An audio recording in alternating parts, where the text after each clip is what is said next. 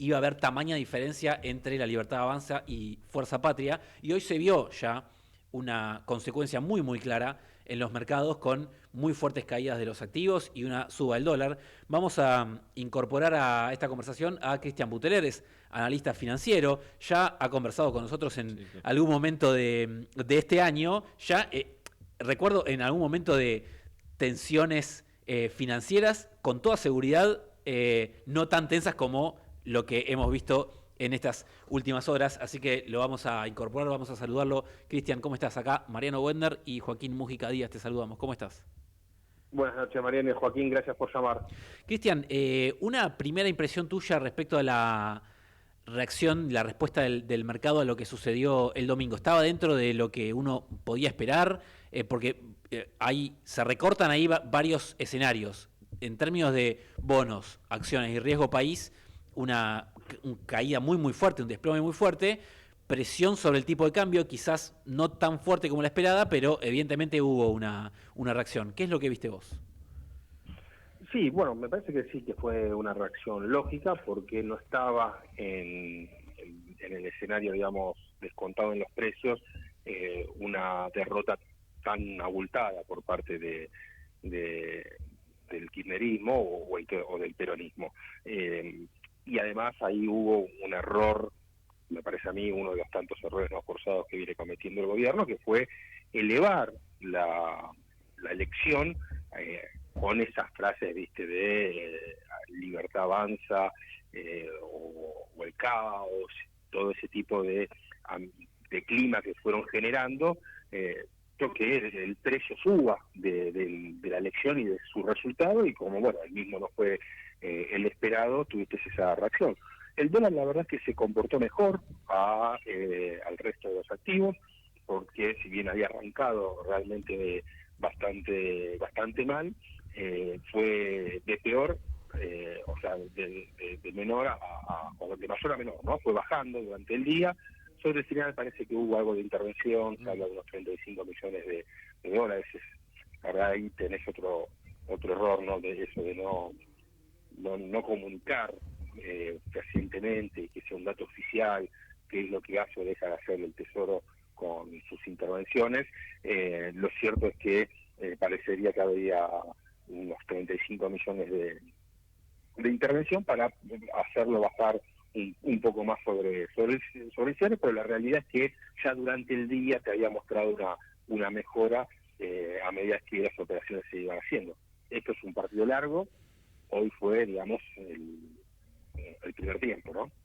Cristian, para vos, ¿qué escenario se abre para el gobierno de acá al 26 de octubre? Porque si teníamos esta misma conversación hace una semana, probablemente estuviéramos especulando respecto a si el gobierno debía hacer algún reajuste del esquema cambiario, por ejemplo, después de las elecciones de octubre, y pareciera que la derrota con semejante diferencia aceleran los tiempos. Entonces ya quizás nos tenemos que empezar a preguntar si hasta el 26 de octubre no tiene que tomar una medida correctiva el gobierno.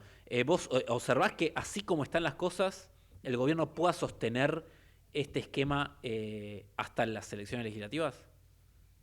Mira, de la misma manera que yo critiqué la intervención por parte del Tesoro, principalmente primero porque rompía una regla cambiaria que había puesto el propio gobierno, segundo porque decidió intervenir sin los fondos suficientes para poder sostener el tipo de cambio si el tema se complicaba, como hoy se complicó. Porque cuando decidió intervenir, todos fuimos a mirar cuántos dólares tenía el Tesoro, vimos que tenía 1.700 millones de dólares, y eso era totalmente insuficiente para llegar a octubre, ¿no? Por lo menos en los precios de la semana pasada.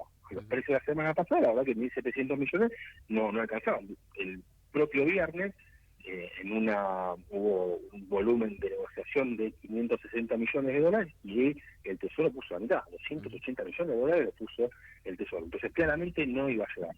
Pero de la misma manera que uno podía ver que el Tesoro no llegaba interviniendo y manteniendo el tipo de cambio en esos valores, sí creo que el Banco Central puede y tiene poder de fuego para mantener el tipo de cambio dentro de la banda. O sea, si el dólar, como dice la regla cambiaria, toca el techo y el Banco Central vende, me parece a mí que con los dólares que se recibió del FMI, con los dólares que se recibió de otros organismos multilaterales, más el repo y demás, tiene el poder de fuego suficiente para llegar al a la elección de octubre. Son 7 semanas, es bastante, pero me parece que lo puede hacer. E incluso si el mercado percibe lo mismo, si el mercado decide que el gobierno va a sostener y que el Banco Central tiene cómo sostenerlo, es muy probable que ni siquiera toques el techo. ¿Por qué? Porque sabiendo y teniendo esa premisa, sería lógico que una vez que el dólar se acerque al techo, aparezca la oferta genuina de dólares para aprovechar la tasa. O sea, si yo sé que el dólar no va a subir de X precio por la banda, conociendo la banda superior cómo se mueve, a determinado precio me conviene vender dólares y con este nivel de tasas ponerme en tasas por lo menos hasta las elecciones, ¿no? O sea, por lo menos en estas semanas que resta. Pero aún si eso no apareciera y el mercado presionaría sobre la banda superior, yo creo que el Banco Central tiene los dólares para sostenerlo. Pero en todo caso, vos imaginas que esto, digamos, ese poder disuasivo que tiene el Banco Central actuando en el techo le permite al gobierno llegar a las elecciones. Y después de eso, ¿es esperable o sería razonable alguna recalibración de, ya sea del esquema de bandas o no sé, de la política monetaria o de lo que vos imagines? Es probable, que tengas alguna recalibración, dependerá mucho de cuánto tuvo que gastar para poder llegar a ese momento, cómo está digamos, la economía real, porque en ese escenario vos también vas a tener que mantener tasas altas y esas tasas altas te va a golpear, digamos, la economía, entonces no vas a poder seguir manteniendo las altas tasas. Además de eso, en algún momento el Tesoro y el Banco Central tienen que empezar a comprar dólares, porque si no, no llegás, digamos, con este riesgo país de 1.100 puntos, no puedes ir a los mercados a renovar deuda. Entonces, los vencimientos que tenés que afrontar, vas a tener que ir a comprar dólares al mercado. Entonces, si yo tengo que bajar la tasa, si yo tengo que comprar dólares, que hoy no lo estoy haciendo, o sea, dejo de ser vendedor y paso a ser comprador, más los dólares que generalmente se necesitan para importaciones, los dólares que se necesitan para la gente que suele comprar y dolarizar sus ahorros y demás, bueno, ahí podría el techo de la banda, digamos, quedarte corto, ¿no? O sea, acá vuelvo a lo mismo. Estamos hoy hablando de esto por los errores no forzados que ha cometido el gobierno, porque cuando salimos del esquema cambiario anterior y pasamos a este banda, nadie se puso a discutir si el techo de la banda iba a tener que ser roto antes de las elecciones o después de las elecciones, o si no iba a poder durar en el tiempo. Fue producto, digamos, de lo que vino haciendo tanto economía como el Banco Central, lo que termina golpeando, digamos, el tipo de cambio y que hoy estemos discutiendo si se va a poder sostener o no. Pero, Cristian, ¿qué tal? Buenas noches, Joaquín Mujica te habla. Eh, pero te agrego una pregunta a eso. ¿Hay que empezar a olvidarse del piso de la banda? De ese precio de 1.230 que estuvo, 1.230, 1.235, que estuvo durante varios días, varias semanas, como marcando cierta estabilidad y que quedaba como muy lejos del techo de la banda. Y ahí el gobierno tenía esta cuestión discursiva de decir, bueno, el dólar flota, pero está estable. ¿Hay que empezar a olvidar de ese precio del dólar?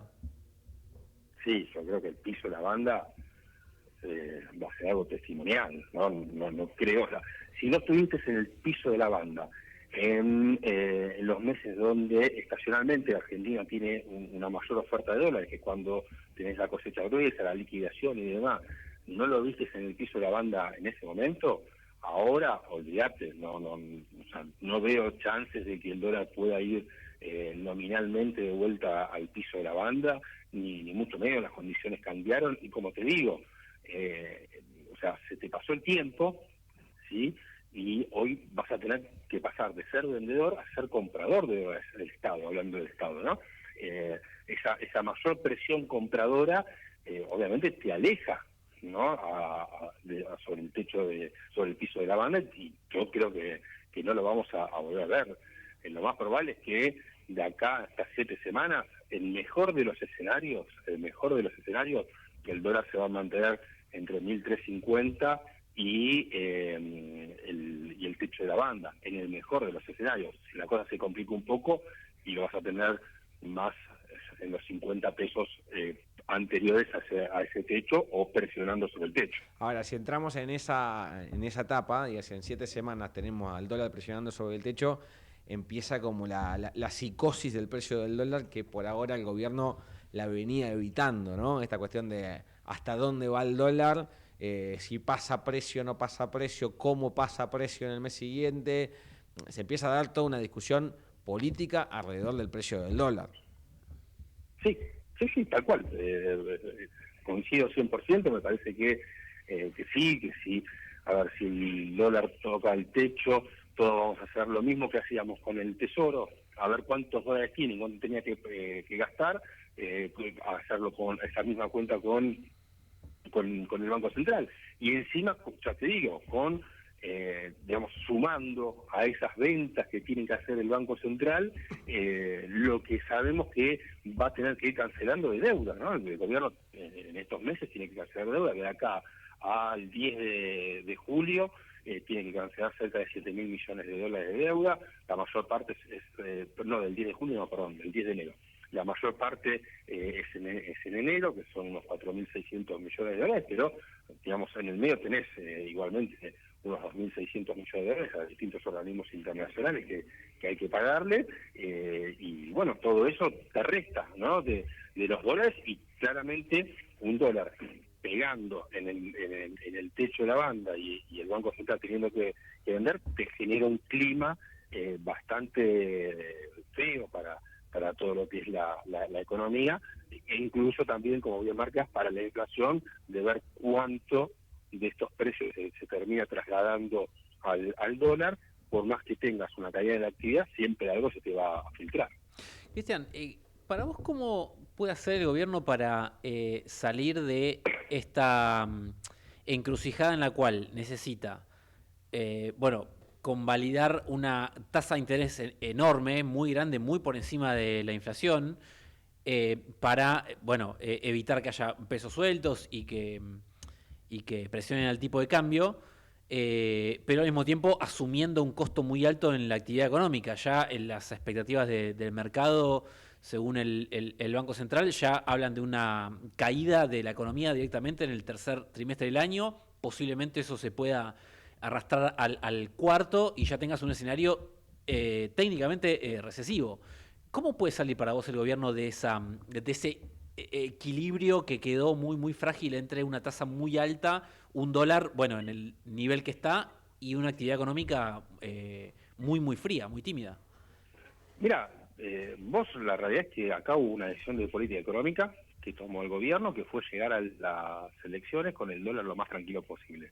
Y a cambio de eso, resignó el nivel de actividad. ¿Por qué? Porque subió las tasas, hizo distintos movimientos, digamos, en materia monetaria, que intentó aplacar el precio del dólar, pero obviamente, o sea, no podés cubrir todo, o sea, la sábana es corta. Yo bajo el tipo de cambio, pero tengo que convalidar tasas más altas, termina afectándome a la actividad.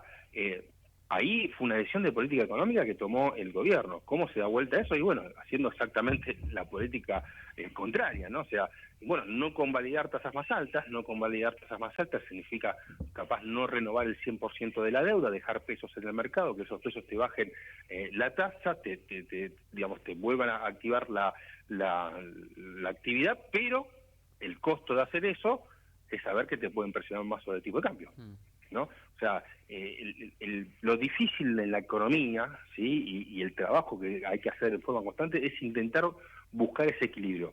El gobierno se pasó, ¿sí? O sea, pensemos en un sub y baja. Bueno, el gobierno separó todo de un lado, ¿no? Ese lado era mantener el tipo de cambio bajo, y ahora tiene que moverse hacia el centro del sub y baja para volver a ver cuál es el equilibrio en el cual me permita un nivel de tasa que me recomponga un poco la actividad, sin que el tipo de cambio vuele. Bueno, es un equilibrio difícil porque vos al ponerte sobre uno de los lados nada más, bueno, que creaste desequilibrios que ahora solucionarlos no va a ser ni fácil, ni gratis, ni inmediatos.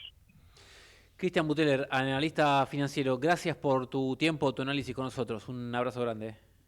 Por favor, mañana un abrazo y que tengan buenas noches. Ahí estaba, entonces, Cristian Buteler con lo que pasó en el mercado, lo que se le viene al gobierno, los escenarios que se pueden... complejo, ¿no? Totalmente.